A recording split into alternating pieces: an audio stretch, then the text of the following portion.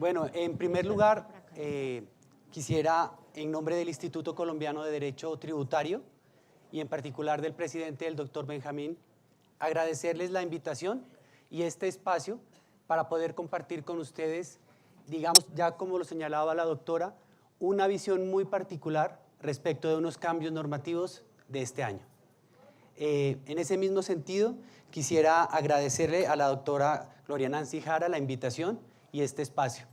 Antes de comenzar, digamos yo, un poco escuchando todo esto y tratando como de abocar por el orden, sí me parece muy importante, digamos que, como lo dijo el director de la DIAN, estos espacios también son relevantes porque en todos nosotros se van generando un pocotón de dudas y un pocotón de observaciones respecto de cómo está evolucionando la normatividad.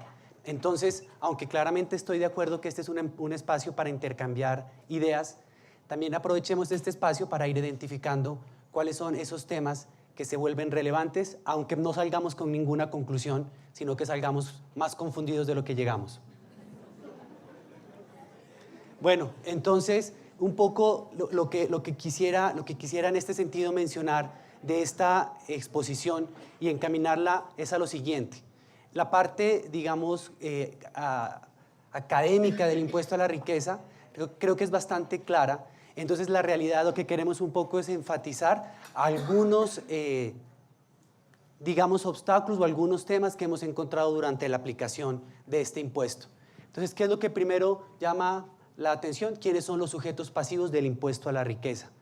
Y en ese sentido aquí, digamos que encontramos una particularidad en relación con nuestros competidores a nivel internacional.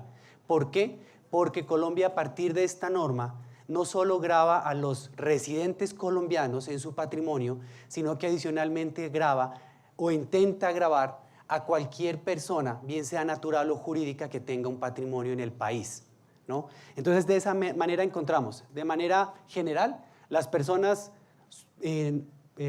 naturales colombianas, residentes en Colombia, pues van a estar gravadas con el impuesto a la riqueza en relación con su patrimonio.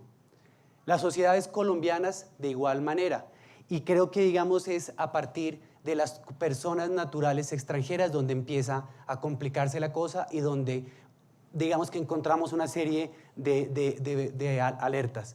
Una persona natural extranjera está gravada en Colombia por el patrimonio que posea directamente en el país o por el patrimonio que posea de manera indirecta a través de un establecimiento permanente. Entonces, aquí, digamos que llama la atención desde el punto de vista conceptual el hecho que una persona natural extranjera también es sujeta de tener en Colombia un establecimiento permanente. Y, digamos, cuando revisamos de manera rápida las normas de establecimiento permanente, el artículo 20, en principio hace referencia a las sociedades extranjeras, digamos, como quienes pueden en algún momento constituir o configurarse un establecimiento permanente. Entonces, aquí pareciera claro que una persona natural extranjera evidentemente puede llegar a tener en el país un establecimiento permanente y ese establecimiento permanente ser sujeto del impuesto al patrimonio.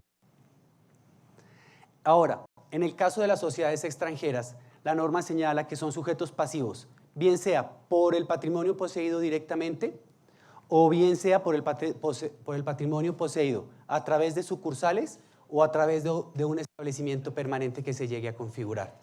Entonces, y que, digamos, esté vinculado ese patrimonio con el establecimiento permanente.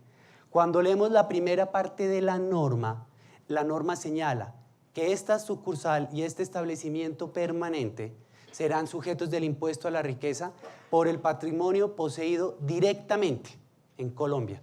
Entonces, si uno hace como una interpretación literal, ¿a qué le lleva? A que si la sucursal tiene un patrimonio en el país, pues eso es lo que está sujeto al impuesto a la riqueza.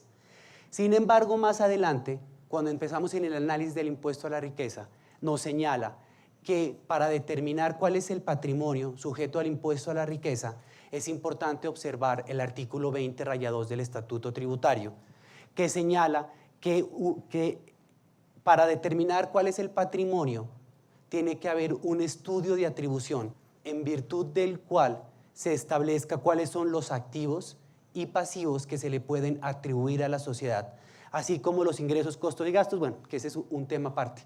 Pero en este caso, entonces, desde el punto de vista estrictamente literal, creo que ya empezamos a encontrar una serie, digamos, de obstáculos para la interpretación de la norma.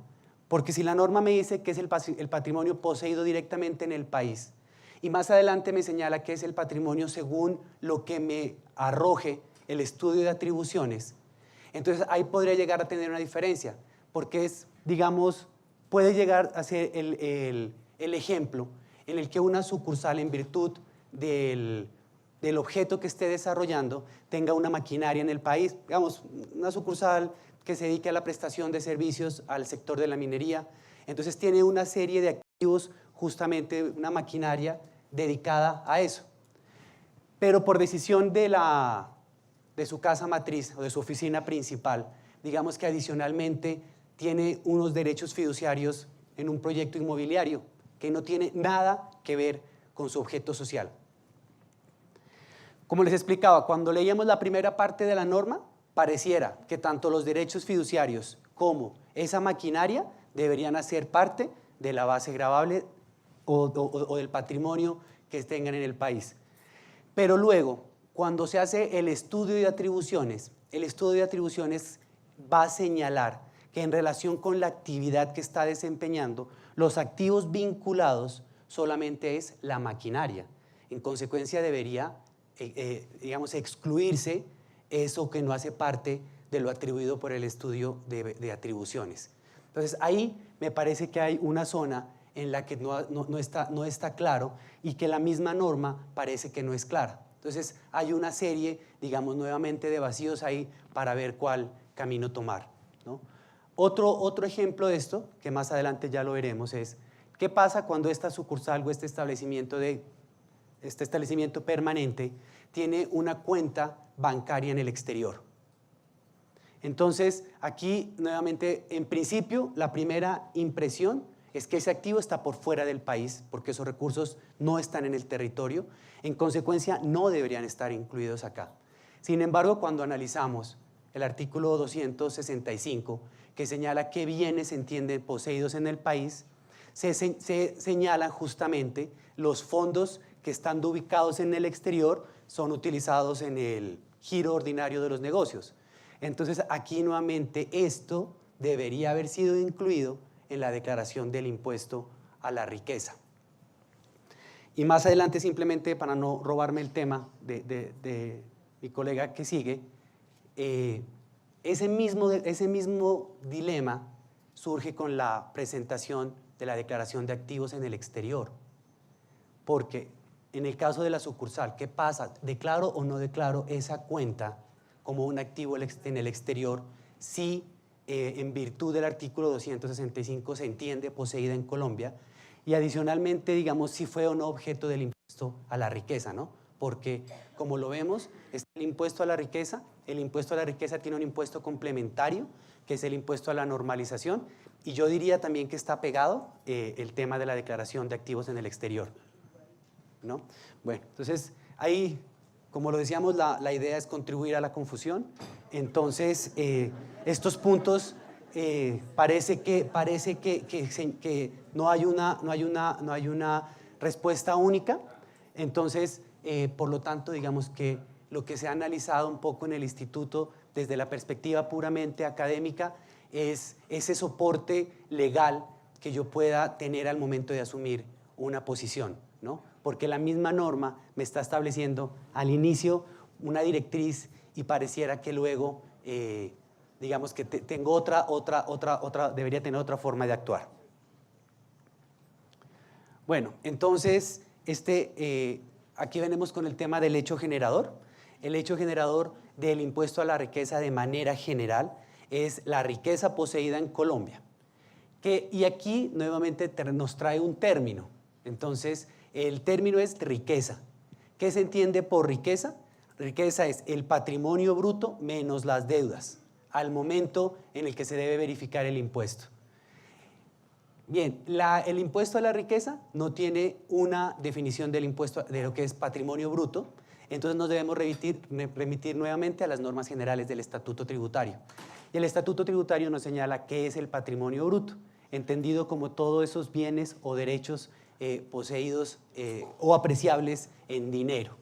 Entonces, a mí me parece que esto genera para estas personas digamos, un limbo jurídico impresionante, porque al final de cuentas, en el giro ordinario de cualquier empresa puede tener relaciones con el exterior. Entonces, ¿qué pasa si yo, en virtud de, no sé, una demanda, decidí contratar unos abogados en el exterior, que como todos sabemos es carísimo, y al final del periodo tengo el pasivo por los servicios que me prestaron, digámoslo así, superiores a 1.000 millones? Yo tengo ese pasivo, recibí el respectivo cobro. ¿Qué quiere decir eso? Que esos abogados del exterior tienen un activo en Colombia, porque finalmente tienen la posibilidad de cobrar y eso es apreciable en dinero. En consecuencia, esa entidad estaba sujeta al impuesto a la riqueza. Segundo, todas las empresas con las cuales hay el giro ordinario de la compra y venta de bienes, que al final del periodo hayan tenido una cuenta por cobrar en el país, ¿qué quiere decir? Que estaban sujetas al impuesto a la riqueza. Aquellas entidades que tienen un inmueble en Colombia, impuesto a la riqueza. Aquellas entidades del exterior que tienen bienes ubicados en el país por diferentes circunstancias, impuesto a la riqueza. Y digamos, hace no más de 2 años se evidenció que a través de los contratos, por ejemplo, de cuentas en participación, se estaban desarrollando muchos proyectos en el país, en virtud del cual entidades del exterior contribuían bienes